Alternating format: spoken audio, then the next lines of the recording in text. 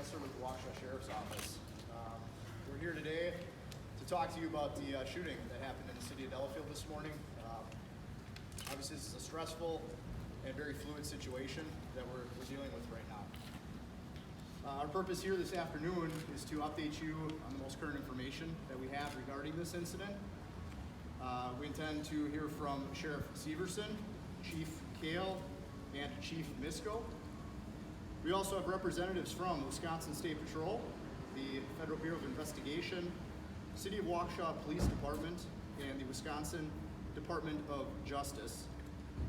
If any questions at the end need to be directed towards any of those, please feel free to let us know who you'd like to address questions to. At the end, we will be doing question and answers. We're going to try and commit about 5 minutes to Q&A. Again, I'll go over some ground rules before we begin on that. But at this time, I'd like to turn it over to Sheriff Eric Severson.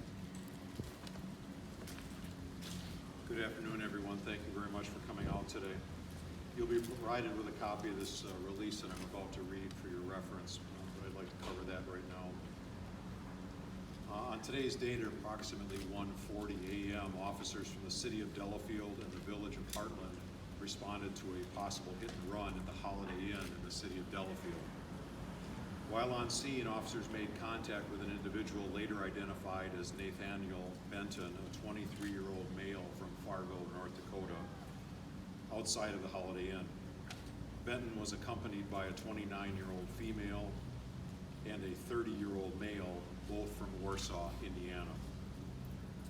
Upon officers meeting and speaking with Benton and the female, Benton produced a handgun and fired multiple shots at two uniformed police officers, striking them both. Benton was last seen running towards I-94. The male and female that were remaining on the scene were taken into custody. Both officers were transported to an area hospital for serious but non-life-threatening injuries. The perimeter was immediately established and a search was conducted. Resources from multiple jurisdictions responded to the area, which included tactical enforcement teams who assisted in the search. During the investigation, information was received that Benton had an outstanding warrant through Fargo, North Dakota for attempted homicide on November 1st, 2020. Both eastbound and westbound I-94, along with Gulf Road and Silverdale Road, were shut down for hours for the public safety. Benton's information was released to the public. We want to thank those individuals who called in with information during this event. One citizen called the Waukesha County Communications Center advising that he saw a male matching Benton's description. Benton was located near Broken Bow Court in the city of Delafield. Benton was taken into custody without further incident. At this point, there is no longer a concern for the public safety. We want to thank the citizens for their continued patience and support during this extremely fluid investigation. I'm not going to go through the very lengthy list of law enforcement agencies that assisted us today, but you will all get a copy of the release and you'll have all of those names. I hope that we got them all. This incident is still under investigation by my office in collaboration with the Federal Bureau of Investigation and the Wisconsin Department of Justice Division of Criminal Investigation. We had a long day today. This event lasted about 7 hours. This could not have been done without the support of law enforcement from all over southeastern Wisconsin, and we are all very grateful for their assistance, and I'm very grateful for the community's patience and cooperation while we conducted our search today. At this time, I'd like to turn the lectern over to Chief Misko of the Heartland Police Department. Hello, as the sheriff has indicated, I'm Chief Misko with the Village of Heartland Police Department. I just want to say I'm relieved that we were able to take this criminal into custody and keep him from hurting anyone else.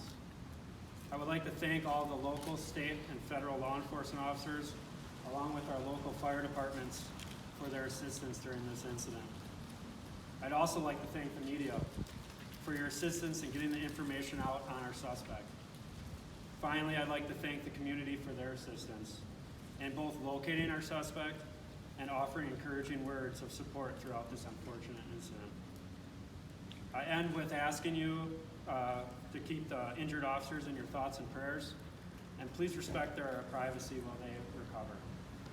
Thank you. I'm going to turn the lectern over to Chief Kale, the Delafield Police Department.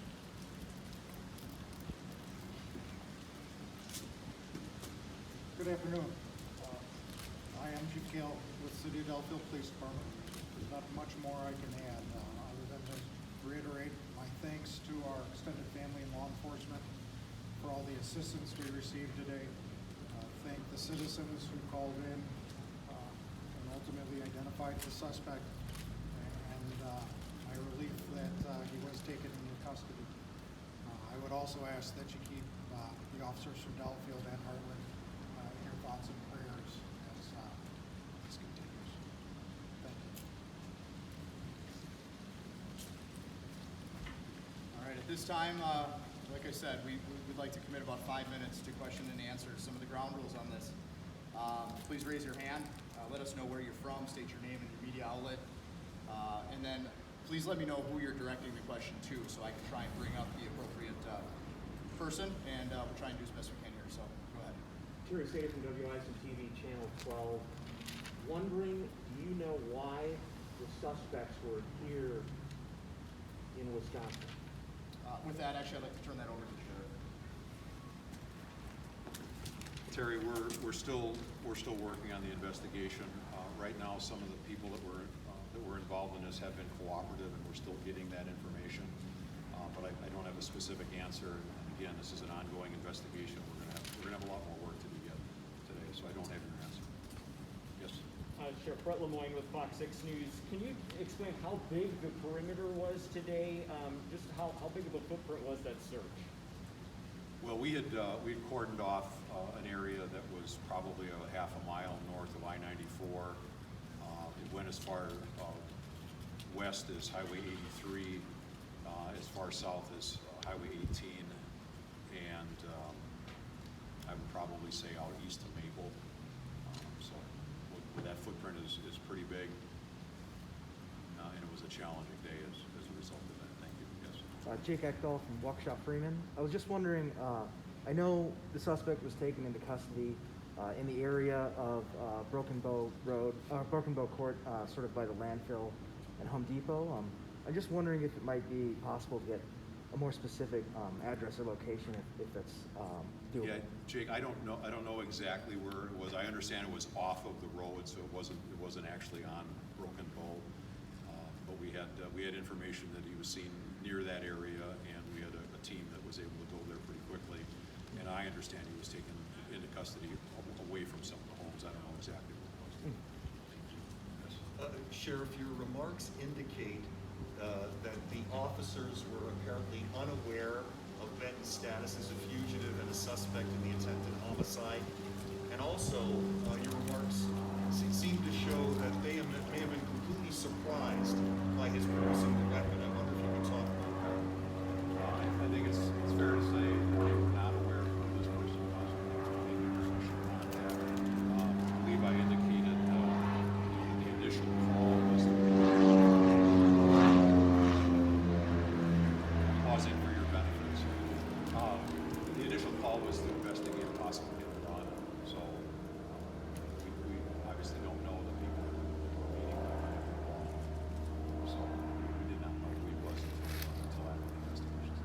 So there was a second part. And I was saying, it sounds as if they were, there was a conversation going on, and did he just surprise them by suddenly pulling his weapon? Yeah, I don't want to get into the detail of how the attacks was conducted at this point. Again, we're still conducting investigations.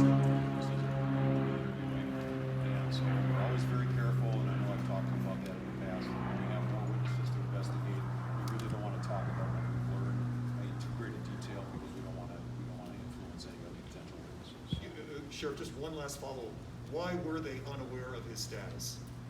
They didn't know who he was at the time. In the back. Megan Marshall, Spectrum News. Do we have any update on the Heartland officer? I know we heard some about the Delafield officer earlier today. You can share, how he's doing, his spirits, anything like that? Yeah, the only thing I can really release is that he's got serious injuries. Right now they're non-life threatening, and I don't have an update for you, so I'm sorry.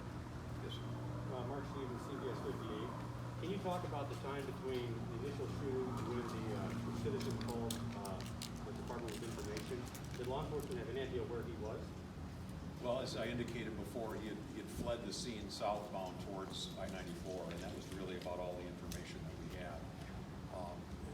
In my opinion, it was because of the tremendous support from other law enforcement agencies that we had enough people there. We believed the individual was fleeing on foot, so we had sufficient law enforcement to kind of lock the area down, and even after the roughly 7 hours that we were there, the individual didn't get too terribly far. So all of that, I think, helped in terms of We've got time for one more question. yes. Can you talk about how he surrendered? Was there any type of confrontation before he entered his own box? The officers that located him at the scene confronted him, and they took him into custody. There was no combative nature, as far as I understand. I wasn't at the scene of the arrest, so I can't really give you any information. I think that was it. I'm sorry. Adam, I'm gonna turn it back over to you.